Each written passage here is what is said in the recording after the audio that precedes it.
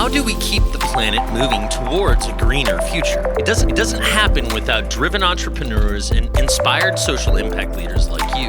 This podcast will give the tools and insight you need to join the sustainability movement and save the world. This is Thinking Green with Mohammed Abdallah.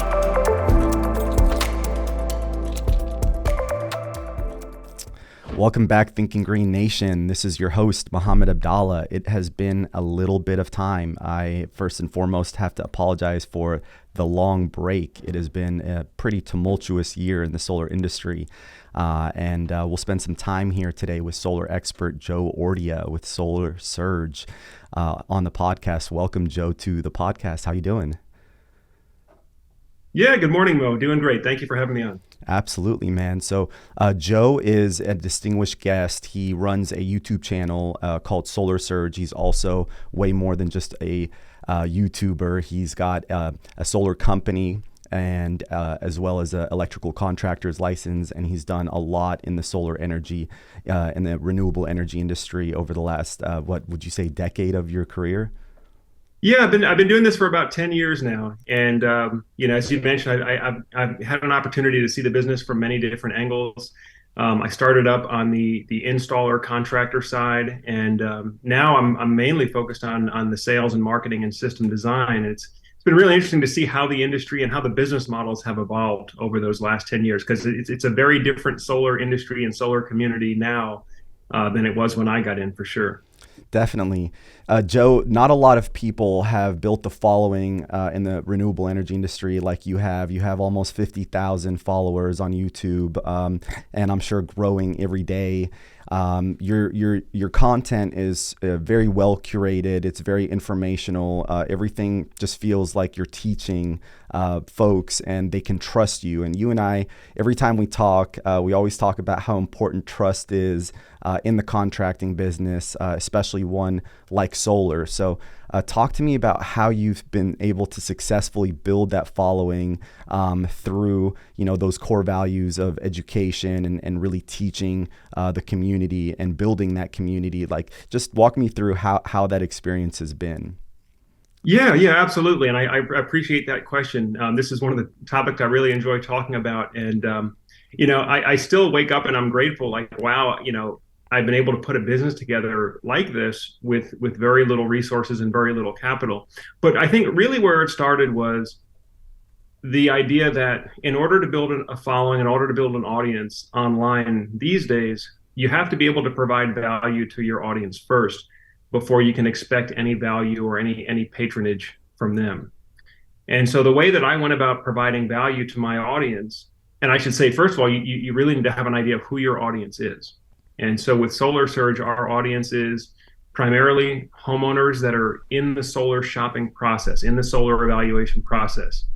And then secondarily, it's other solar professionals, particularly solar sales professionals that have a lot to learn of how solar really works and all the different options that are out there, as well as other contractors and installers like myself and yourself. So that's the primary audience.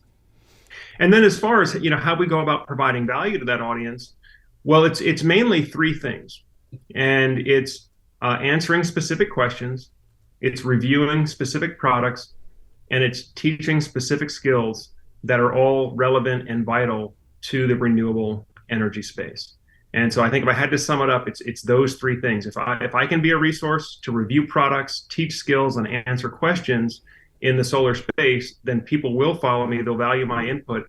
And then when they're ready to do business, oftentimes they'll invite us into the conversation. Joe, I love how you typically keep everything so simple.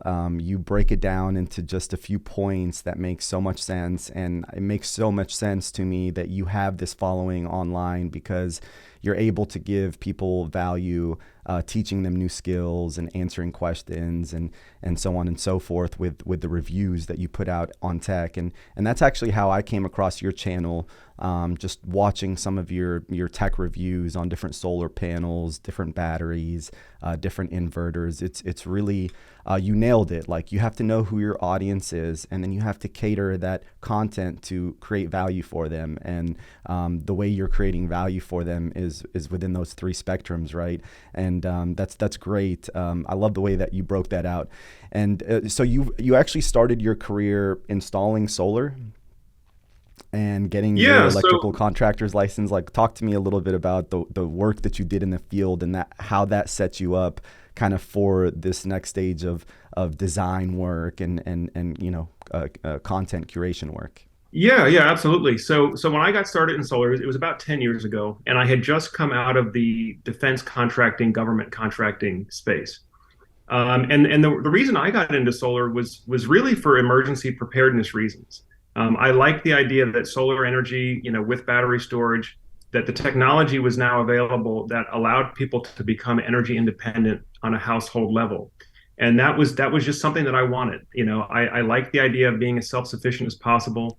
In my previous career, I spent some time overseas. I've seen what it looks like, in a war zone or in a post-war zone when, the local population cannot rely on the public infrastructure. The power grid's unreliable, the, trash sanitation system's unreliable.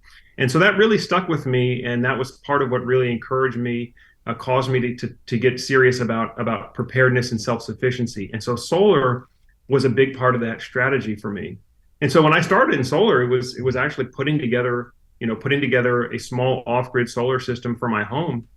And after having gone through that process as sort of a DIY solar person, and by the way, I started where many people start, which is on Yeah. YouTube, watching other DIY solar people. Now, that can be dangerous because not everybody on YouTube teaching how to do solar is qualified, but I was able to learn the basics and put some things together. And after getting through that first project, after some reflection, and I thought, this is something I really believe in. I'd like to do this professionally, and I'd like to do this at an expert level, not just an amateur level. And so that's how I got started in solar. I was offering small off-grid emergency backup power systems, and believe it or not, we started our marketing on Craigslist. We Yeah, nothing Similar wrong with thing, that. very little capital, had to get started, and so we put these ads on Craigslist, off-grid solar power systems, for less than $5,000 when we were first starting out, and that's how I got going. Oh man, before I go down that rabbit hole, Joe, because you and I share so many aspects in our journey. My first project was a DIY project on my mom's house when I first, started to really love the concept behind solar. And really, what, I am going to go down that rabbit hole because it was so important for me to bring it to reality, right? To bring it to life, like to say, okay, I am very interested in this technology. And the reason why was very similar to yours. It was really around preparedness. We have a lot of storms out here, so I was always thinking about resiliency and distributed systems. I was also thinking about rural electrification because I thought that was such a beautiful concept to, provide a solar panel and a battery to power a light bulb in a, community that has no power. And there's so many use cases for this technology. And one of the things that really attracted me and drew me to your channel is how you constantly talk about, emergency preparedness, to prepare you from power outages due to natural disasters or whatever have you, as well as public utilities just not being able to maintain the grid properly. And so one of the questions I had for you was, what were you doing overseas? So I used to be part of a program called Command Post of the Future. Now, this was almost 20 years ago. So what was futuristic back then, now we pretty much have all this technology for free on all of our smartphones. But 20 years ago, it was pretty cutting edge stuff, being able to pull up a Google Maps type interface and, mark up with operational graphics and being able to share that real time wirelessly across the battle space.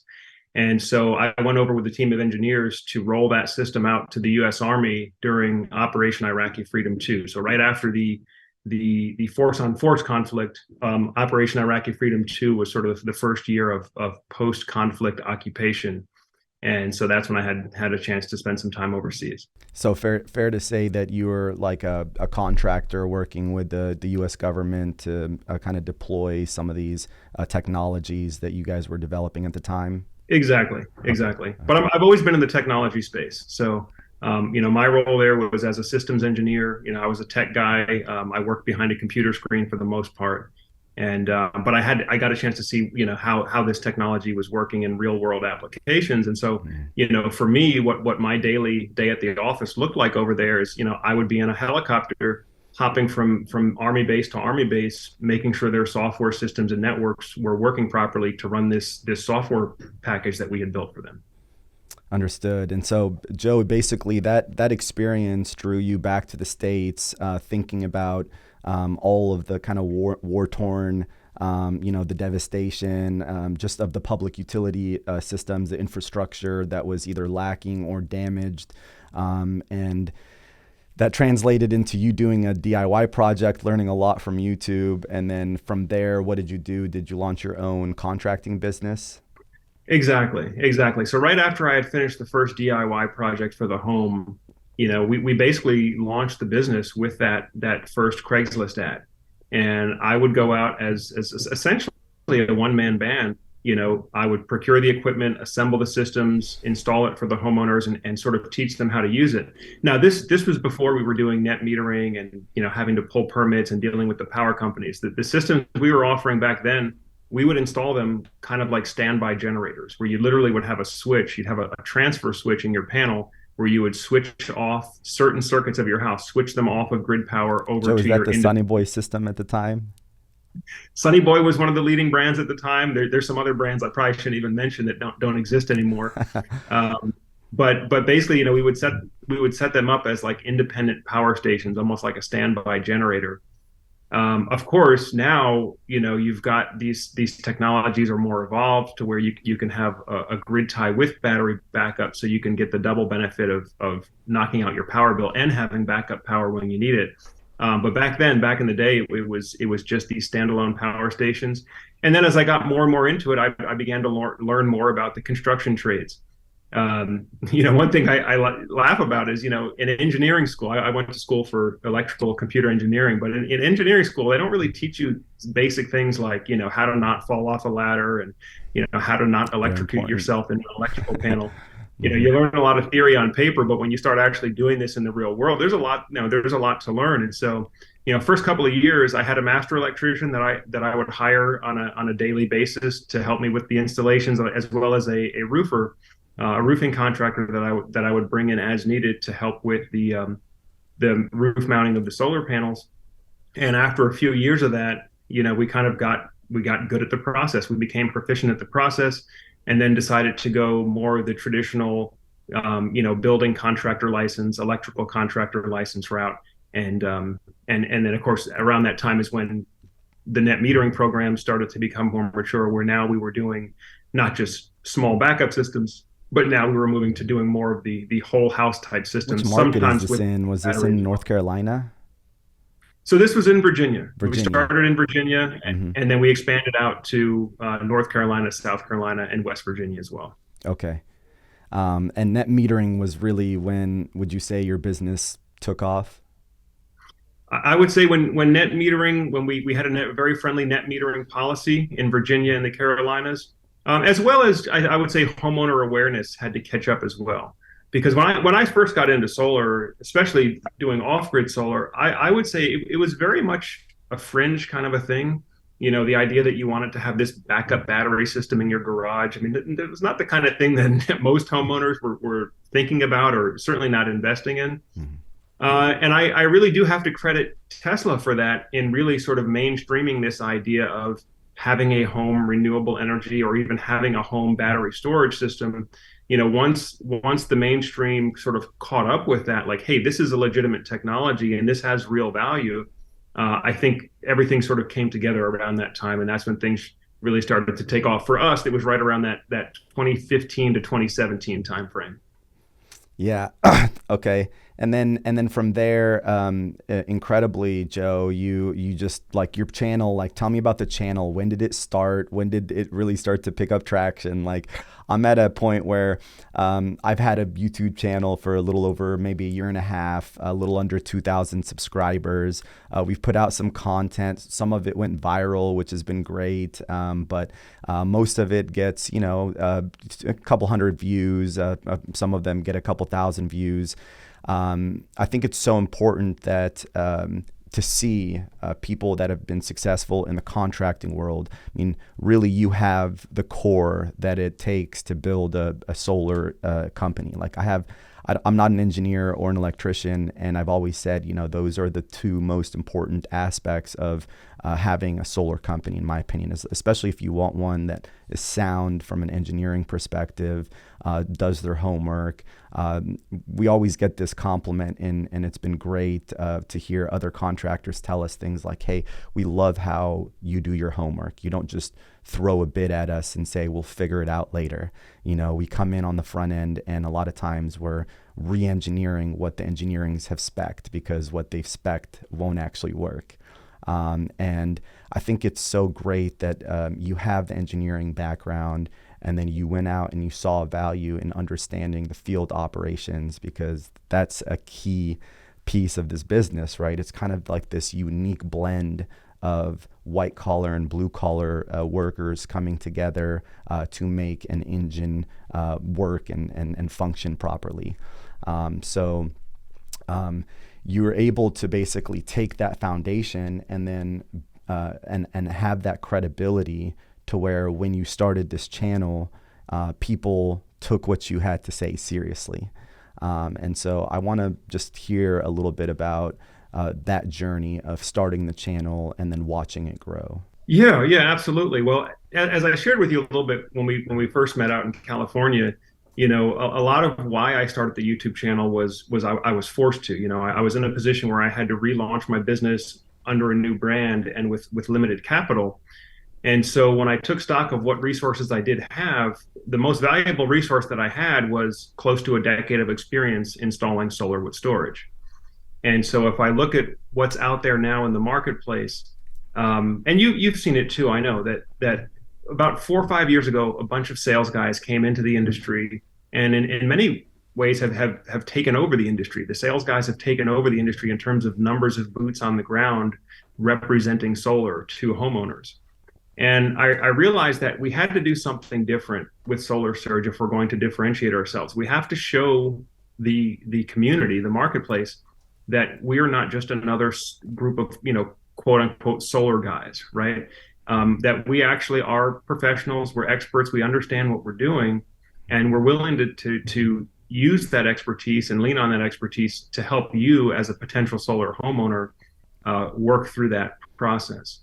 So that was a big part of our approach, was to say, okay, if I were a solar homeowner and I'm trying to make sense of all these different proposals and all this different, misleading marketing and all the messaging that's going out there, what are some of the key things that I need to know and understand, so I can make an informed decision? And then if I as Solar Surge can be the source to answer those questions and provide that knowledge, then that's really going to bond me. That's really going to bond me to the audience and to those customers, because they know that, hey, I'm not just here pitching them something, selling them something. I'm actually helping them understand how to make sense of all this information that's out there.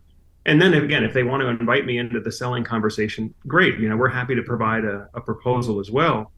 But we're going to provide a lot of value and education up front, and that really does tend to bond us to our audience. I love that. I mean, what you're doing truthfully is you are the source of education, the center of knowledge, around this purchasing decision. And that's very important to people, because it's a big purchasing decision, and it's one where there's so much misleading information out there, whether it's like, hey, $0 solar, come in, people are still using that pitch every single day.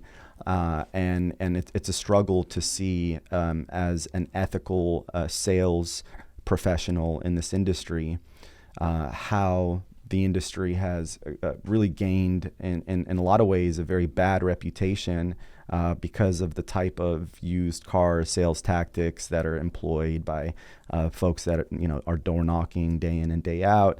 I'm not saying all door knockers are unethical, but just that approach is very much how much money can you afford to pay every month, and not necessarily a engineered approach. And I hear a lot of sales coaches in the solar industry talking about two types of salesmen, and how there's one that keeps everything super vague, keeps everything pretty misleading, doesn't answer your questions very thoroughly, is just trying to get you to sign the paperwork and get out of there. And then the second type is one that is super technical, right? Goes way too deep into all of the nitty gritty nuances that are involved in solar, are unable to keep things, keep complicated, subjects simple. And those folks tend to also lose customers and lose people because they can't keep track of what's being told to them. But really the kind of the perfect blend is that person that can take a complicated subject and make it simple, break it down in a way that makes sense and allow the customer to really understand the value of the investment or the purchase that they're making. And so I think Solar Surge really has seen the success that it has from having a very clear and simple marketing approach and saying, hey, the way we're going to grow this business is by educating people online about the products that they're buying and that they're thinking about buying and that they're curious about buying and that they don't really understand how it all comes together and works together, right? And how whether it's going to meet their custom needs or not.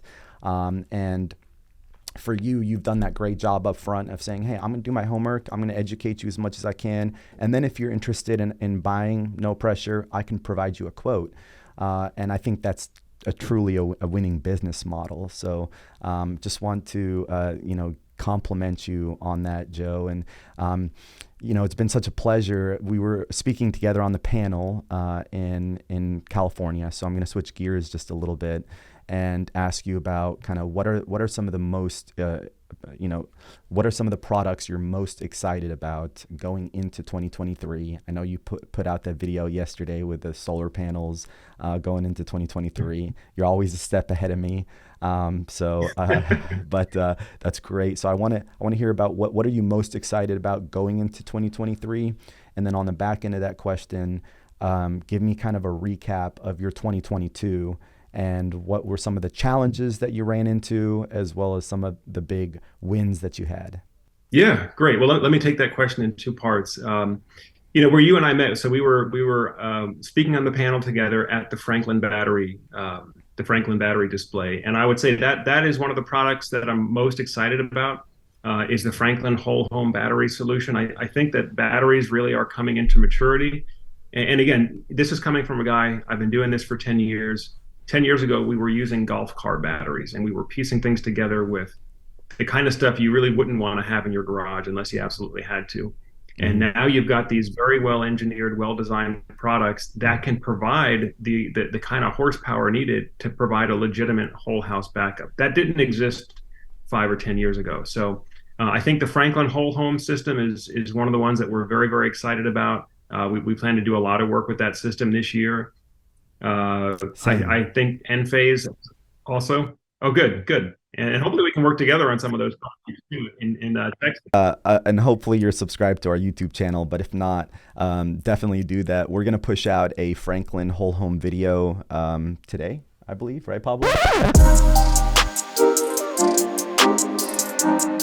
Welcome back to another Good Faith Energy production. Today, we're going to be talking about the Franklin whole home battery backup. Some of the key features include the 13.6 kilowatt hour storage capacity in each battery. And so that's going to be a great video. We actually just finished installing it at one of our employees' houses, Aaron Bell. He's kind of he's our field applications engineer. I kind of call him our wire nuts guy. That's what he calls himself. He's a guy like playing with electricity at night and trying to break things. So speaking of Franklin, and I'm going to digress a little bit, but we are super excited about it. We put two batteries at his house with an A gate. We've been testing kind of the circuit control in the load management inside the A gate. That's been instantaneous, so that response has been great. The solar black start feature is pretty amazing. I think that's awesome relative to other storage technologies that can't black start, on their own, whenever they run out of juice, right? But this one can. When the sun wakes up, it can re-energize those batteries without having to run a truck roll. I'm not totally familiar with this concept, but Aaron was telling me yesterday that he was running 22 kilowatts of load, testing it to see if it would break, when it would break. And because he had a solar being generated at the same time, and the battery is able to push out 10 kW, continuously, or surge. So that times 2 is 20, and then he's got like a 12 kW system, and so even at 22 kW, the batteries did not shut off. So he was pretty pumped about that. I think the commissioning process is fantastic, right? Under 30 minutes, a lot of those functional validations are happening in the cloud and seamlessly, and it's, I know of other technologies where sometimes you have a technician on site for 6 to 8 hours to finish commissioning something. So overall, we've been pleased, and we're excited about that being one of our AC coupled solutions. But I'll hand the mic back over to you. What are some of the other products you're excited about, and give me a little recap of last year? Yeah, sure. So, I mean, I think that the big stars of last year, and I'm also similarly excited about them going into next year, are the Franklin Whole Home Battery. We started offering it around middle, or let's say beginning of Q3 2022, and very excited about that product as it continues to evolve. The Enphase IQ line of products are very exciting for us. The microinverters, the system controllers, the load controller, the whole sort of suite, as well as the second generation Enphase battery, which they've re-engineered into more of a slim line, I think aesthetically a nicer looking battery. I believe product. Is it a 5 kilowatt hour battery? Now, I've heard that there's a 5 kW version coming. The one that we're using right now is the 10T. Okay. So we'll see. I guess we'll see how it evolves. If they're going from a 3.4 kilowatt hour module to a 5 kilowatt hour module, but the ones that we're mainly using are the 10. I haven't in my application seen any need for a battery as small as 3.4 kilowatt hours. So we're using the 10s, either 1, 2, 3, or 4 of the 10s in our projects.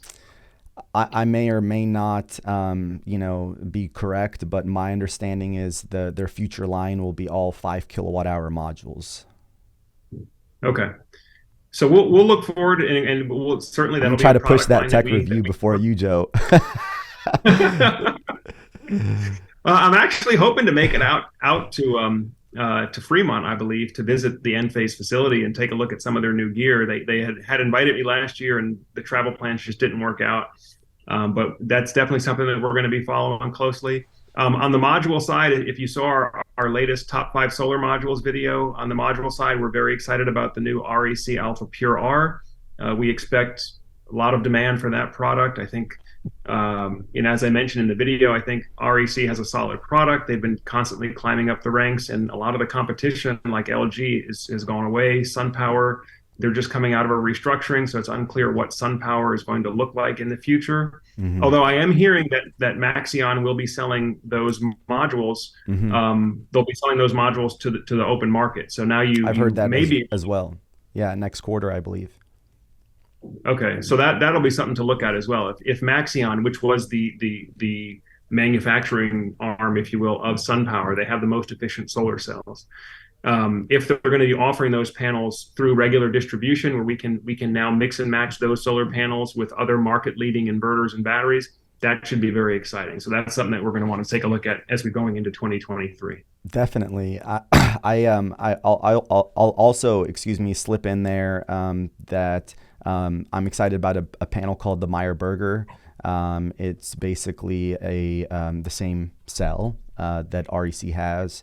Slightly lower wattage, but also quite a bit more cost effective. So definitely something that I would slip in there for you. And I think that would be a great product to review on your end, because it's very comparable to the REC module, just a little bit more cost effective. I would agree with you. The Solarc, I'm very excited about moving into next year. Just yesterday, we had closed a deal that was spec'd out with 3 30 kilowatt Solarc inverters, 120 something Meyer-Burger modules, and then 100 of those Savant companion modules for their new Savant power system.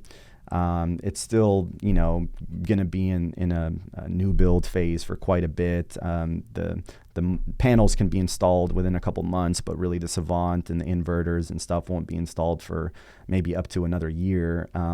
But it's so exciting to see so much of this new technology on the market, so much of it where customers are now way more aware of it. A lot of it showing up now at shows like CEDIA. I was at CEDIA this year.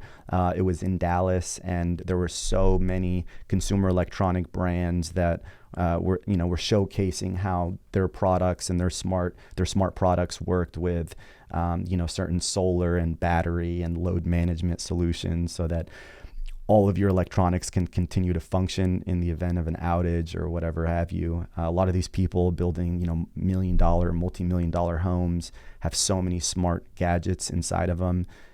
If you don't have power, your home doesn't work. Joe, tell me about 2022, man.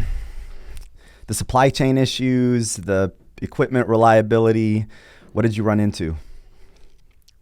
Yeah, well, 2022 was an interesting year. It was definitely a growth year for us, so I can't complain overall. But as far as some of the challenges that we dealt with here at Solar Surge, I think the first one was a major shakeup in our largest installer relationship.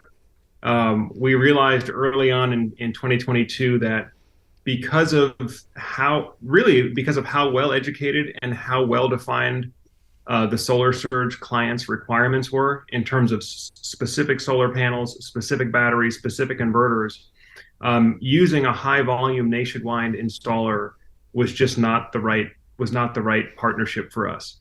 And so one of the things we had to manage towards the beginning of the year was transitioning from a large 16 plus states for us to moving to more local regional installers that could give us that personal touch and expertise that we needed.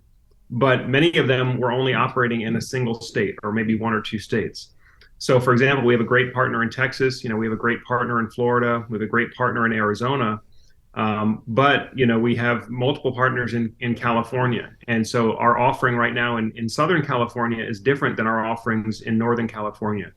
So managing those installer relationships has been a challenge. Mm-hmm. What we found is that, Solar Surge really needs to be very selective on the installers that we choose to partner with, because their delivery directly affects our brand and our customer experience. And so a lot of times that means going smaller, going more regional, as opposed to trying to partner with the largest contractors out there.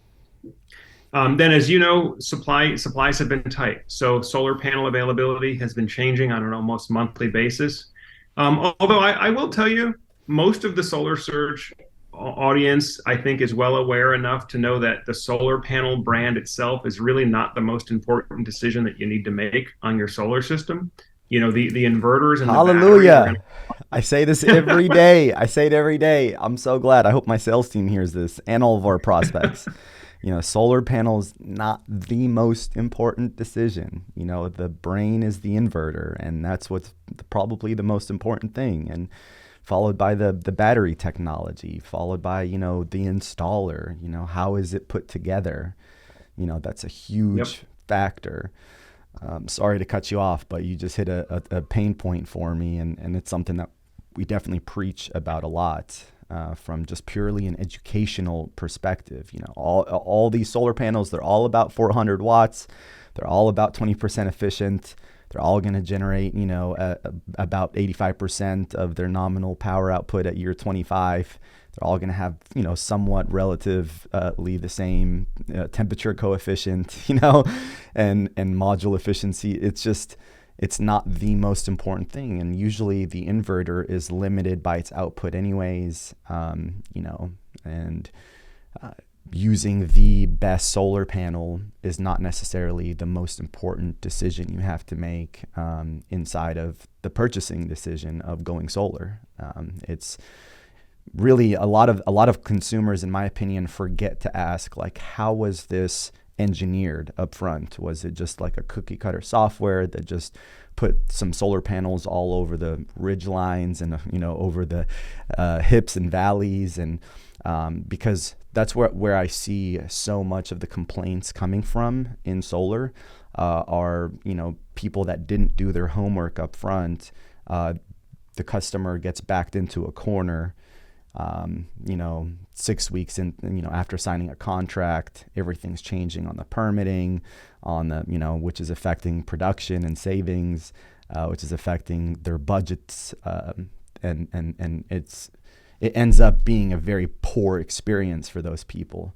Whereas, you guys do a ton of due diligence. So do we. We send out a surveyor that's a licensed drone pilot to take a couple hundred images, to do a load analysis, and then to hand that back to engineering that punches it into Scanify, and to do the load calculation, to look at that city's building codes, fire codes, electrical codes, and then presenting a solution back to the sales professional that's engineered and not necessarily just put together, and everything is changing after that ink hits paper. So it's just a very, very it's very refreshing, I have to say, to talk to other solar professionals that are approaching this from an engineering perspective, from streamlining the field operations, hearing you talk about the installer relationships, right? We tell clients all the time, listen, everyone's pretty much selling the same product, really what's different is the quality of the install, right? The velocity of how your project getting done, not sitting on back order for a year, and the service, and the post-install support, right? Like we have post-install support that is engineering founded, right? So you have an issue, any type of issue, communications related, production related, just reading the data and not understanding how all the data comes together. We have people that can answer those questions, whereas the majority of the solar industry is just, forgetting about that phone call and moving on to the next sale. Would you agree? No, I would agree 100%. In fact, I'll go so far as to say that the most important decision that you need to make as a potential solar owner is which installer to partner with, right? The installer homeowner relationship is going to be a 25-year relationship once that system is in. It is not one of these things, and I hate it because you see it, people say it out there, oh, solar is just a commodity. It doesn't really matter, just look at the price per watt. You wouldn't buy your house that way. You wouldn't buy your house dollars per mile per gallon. Or your automobile dollars per mile per gallon. You wouldn't hire the cheapest contractor in town to build your custom home that you're going to live in for the next 25 years. Why would you shop for solar assuming it's just a commodity product? No. The installer relationship is actually the most important one, because you're in a partnership, you're in a relationship over time, and you really ought to work with the company that you have the most confidence in, even if they're not the cheapest company. In fact, they're almost never going to be the cheapest company. Right? Because the cheapest company is going to be out of business in 2 years, right? He got into the business because he thought he could make a quick buck. He thought that he could sell based on just price competitiveness and nothing else. And then eventually all the challenges and the little details start to bubble up to the surface. And, he priced himself too low and now he's out of business. Right. So, I think that's definitely important, is making sure that you choose the right installer, along with choosing the right equipment that's going to match your requirements. So choose the right installer first, then choose the equipment. The inverter should really be the first question you ask, because the inverter system is going to determine what features and functionality you get out of that system. Do you get solar only? Do you get a battery backup option? Do you get a generator hookup option? Do you get an EV charger hookup option? The inverter system, whether it's Enphase, SolarEdge, SolarArc, that's going to determine a lot of those features. Then once you've chosen your inverter, you can choose, okay, which batteries, which solar panel, or which generator do I want to pair with this to round out the system? But as you said, Mo, you're right. The solar panels themselves, they all pretty much do the same thing. Functionality-wise, they're not very different. Some of them are a little bit more efficient than others, but functionality-wise, they pretty much all do the same thing. Agreed. No, this is fantastic discussion, Joe, and I'm excited to see. So what's next for Solar Surge? What do you see for 2023 and beyond? Whether it be new storage deployments, load management solutions. Talk to me about what do you see in the future? What's your outlook on the solar industry next year and beyond? Yeah, well, I mean, Mo, I think our industry is just going to continue to grow. We've had tremendous growth over the past 4 or 5 years. There's still such a long way to go. I mean, we're still such a small industry. For a couple of guys like us to connect with each other out in California, and we're here talking to a number of other industry players, but it's still such a small community. So I think there's a lot of growth out there, and of course for homeowners as well. Adoption rates are still pretty low. I mean, we're looking at less than 10% solar homes when this is a technology that just about any home can benefit from. So as far as what we're looking at here at Solar Surge, the two battery systems that I mentioned earlier, the Franklin Whole Home and the Enphase IQ system, I think we're going to do a lot more of that. And then also, getting back to what I was saying about, focusing on more regional relationships with installers that really give us good treatment. Solar Surge, one of the temptations with Solar Surge, because we have this worldwide audience on YouTube, is we want to be everything to everybody. But the reality of it is I don't want to be partnered with an installer unless I know that they're going to be delivering with excellent quality, excellent service. So I think for us, 2023 is actually going to be about more focusing down on specific territories where we know we can do an excellent job. Texas is one of those territories, not just Dallas, but also San Antonio, Austin, even El Paso, Houston, as well as in Florida, particularly Tampa, Orlando, the Fort Myers, Cape Coral area. So I think for Solar Surge, it's going to be doing more of what we can do very, very well, even if that means sacrificing some opportunities in other states like Georgia or New York. Until we have an installer partner that we're really, really confident with, it's not necessarily something that we want to pursue. Now, of course, we're going to continue to put the content out there. We're going to continue to educate the marketplace and educate the consumer. But as far as where we're doing install business, the focus is going to be on those markets where we can provide the best solution, the best treatment to the homeowner, and frankly, where we also get the best treatment from our install partners.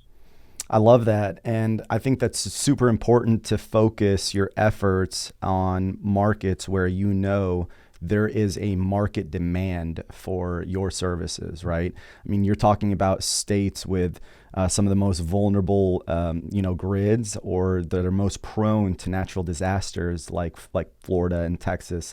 I mean, just yesterday, there were tornadoes that ripped through the southeastern United States. Tragically, few people lost their lives. And with you having this primary focus and mission on, bringing emergency preparedness through solar and storage to folks that are kind of the most vulnerable to power utility failures and just natural disasters, I think it makes so much sense for you to focus on markets where there's going to continue to be power outages. I read an article a few weeks ago, or maybe a couple months ago, said Texans suffer more power outages than residents from any other states. I don't think most Texans know that. I think after Hurricane Ian, a lot of people, after each and every natural disaster, people open their eyes up and start to look to having these emergency backup power solutions that are more distributed, that are cleaner, right? That are more seamless, that are based on tech and not on carbon, that have no noise pollution, no air pollution, right? So these types of things are becoming more and more important to the average consumer. And one of the things that I always bring up is how in the beginning of my oil and gas career, land and mineral owners were not very savvy, right? We could get away with the entire farm when we were only asking for a lot, right? But as kind of we continued to negotiate with them, they became savvier and savvier. They started limiting us to which formations we could drill in and so on. And I use this analogy a lot because I see it in the solar industry where in the beginning, you could, and not that I ever deployed this because I wouldn't. And, we have a 3-pronged approach that focuses on ethical sales, quality installs, and post-install support. Right. But there are a lot of people out there that could get away with anything when they're talking about solar and trying to convince a homeowner to go solar. But now homeowners are like, well, what kind of solar panel are you using? What type of inverter? Is there limitations or, clipping happening from, what I mean? Like there's all types of questions, all types of people that do approach you on the phone saying things like, well, this is just a commodity, yada, yada, yada, blah, blah, blah. And they don't have a clue what they're talking about, because if they were to understand, like you said, like you're not shopping for the cheapest house, you're not, looking for the cheapest schools, you're not looking for the cheapest doctor to go get treatment from. So why are you looking for the cheapest solar system? Like logically, it makes no sense. People are going to be drilling holes in your roof and wiring up electrical circuits and strings, and it's just not smart to do it with someone unqualified, right? Or that's giving you the lowest price. And I try to explain, like, the value prop in solar can be so hard sometimes to explain to a consumer, right? Because you're sitting there and trying to explain to them, listen, I carry this overhead with folks that are looking at data, with folks that are engineering. This is American engineered. This is American project managed, right? This is American service. This is American installed, right? There's not many solar companies that are doing that, right? You can be a one-man show, sell a deal, farm the engineering out to India or China, get it back for $100, throw it to the city. City comes back with 400 rejections. You go back, just quickly readjust whatever the city wants, reapply, get it back, send a subcontractor that's maybe not licensed or unqualified.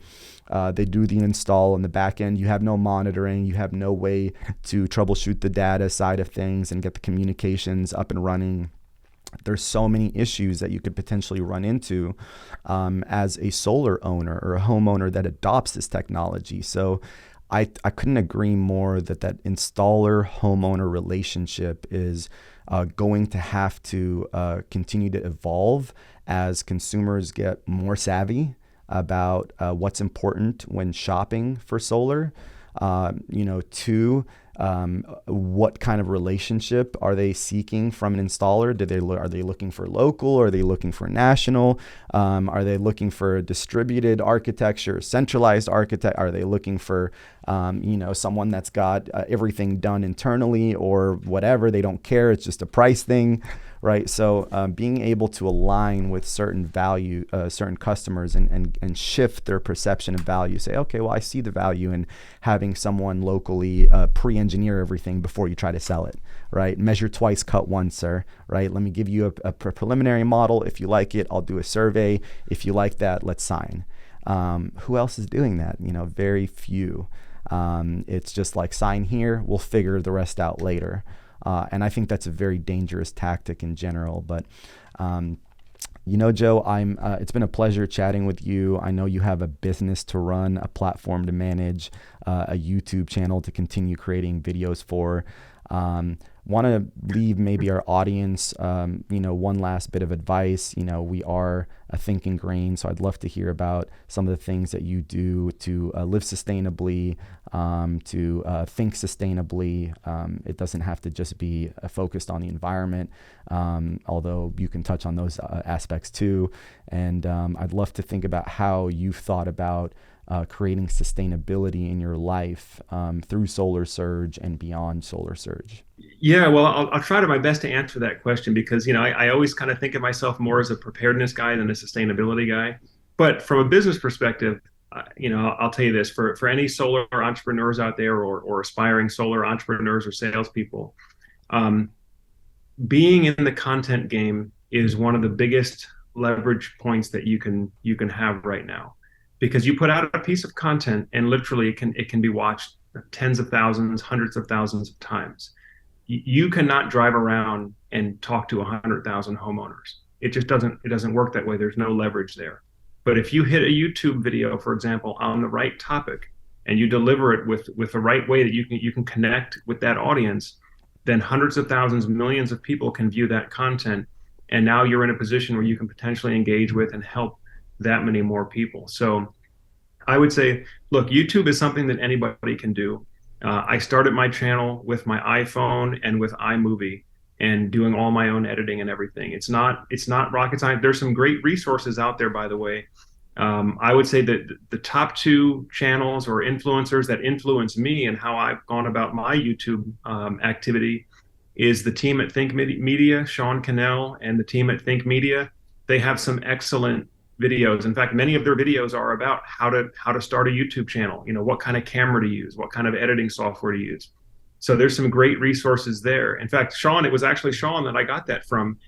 review specific products, answer specific questions, teach specific skills. If you're wondering about what to make a video about, start there. And if you're a sales professional, you already have a list of frequently asked questions that your homeowners ask you during the sales process. So start there. What are the common objections that you get? What are the common questions that your homeowners are asking you when you're sitting down at the dining table? Make video answers to those questions. Hey, Joe, how do you know that my roof's not going to leak if you put my solar panels? Boom, video. Here, I'll show you. Hey, Joe, what happens, at the end of the warranty, does my solar panel stop working? Boom, there, make a video. You can answer that question.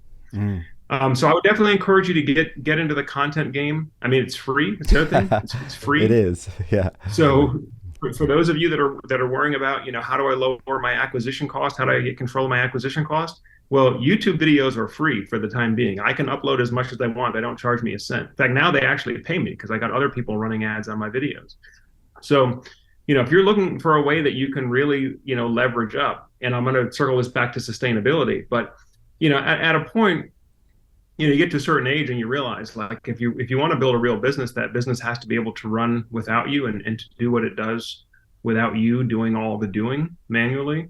And so content is another great way, if you're talking about sustainability from a business sense, of how you can build a business that can potentially run without you. And so the marketing of that business, if you get it right on the content side, then the business should market itself. The content should market the business itself without you having to manually do it. So I would encourage you guys, if you're interested, just start. Just hit the button, start. It's going to be rough at first. It gets better after the first 30 or 40 videos, I promise.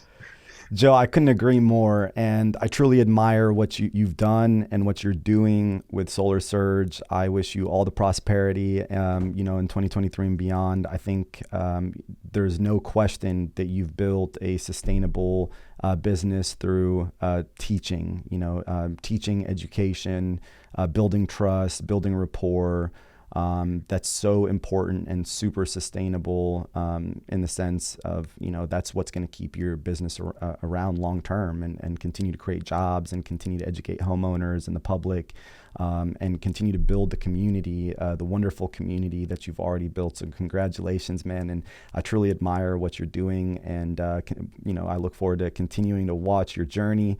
Thinking Green Nation, thank you for joining us. It's been a while, but we're back. We're going to have a great 2023. We're going to push out some new content. Joe's inspired me to do so, right? All of you aspiring entrepreneurs out there, we lifted the camera up about 2 years ago too, and just started making videos. Sometimes, people want to make things perfect, and it's about perfect timing. It's just about getting it done and pushing it out now, versus trying to make the most perfect, production. And like I said, that's one of the biggest things that I admire about you, Joe, is you don't have to focus on a perfect production. You just have to make sure that you're creating value for your audience, and you're answering their questions, you're giving them skill sets, and you're honestly, and genuinely reviewing the products that you're also installing, which just gives that much more credibility to the review. So love to see what you're doing, man. Congratulations. I'm excited to keep following the journey. Yeah, Mo, thanks so much for the invitation to come on your show. It's a great platform. I'm going to be following the videos that you're putting out here as well, and I look forward to catching up with you at the next. Let's collab on another video, or let's collab on a video soon. Sounds good. Sounds good. Man. All right. Have a great rest of your day, and enjoy the holidays, and hope you get to spend a lot of time with your friends and family. Thank you, sir. Same to you. All right, man. Take care. All right. Bye. Thank you for listening to Thinking Green with Mohammed Abdallah. This episode was brought to you by Good Faith Energy. For more information, check out goodfaitenergy.com. Make sure you subscribe, give us a review, and leave a 5-star rating. If you like this episode, share it with a friend. See you on the next episode of Thinking Green.